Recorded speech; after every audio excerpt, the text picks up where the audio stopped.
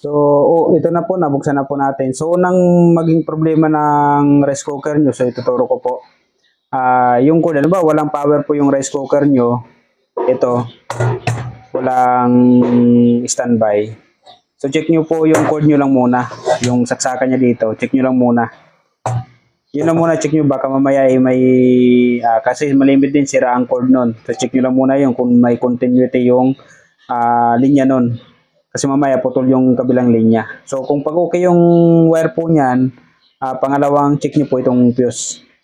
Yan, dapat may palo po yan. Ang palo po niyan dapat shorted ang palo po niyan. Yan yung fuse na yan. So ito, minsan din yung makita kasi may balot po yan. Pag may balot po yan, minsan white ang balot, yung po yun, nasa loob po yan. So yung po kalimitan sa rice cooker na walang power, fuse ang sira po yan. Yun yung sira ng rice cooker na walang power. So check nyo lang po yan.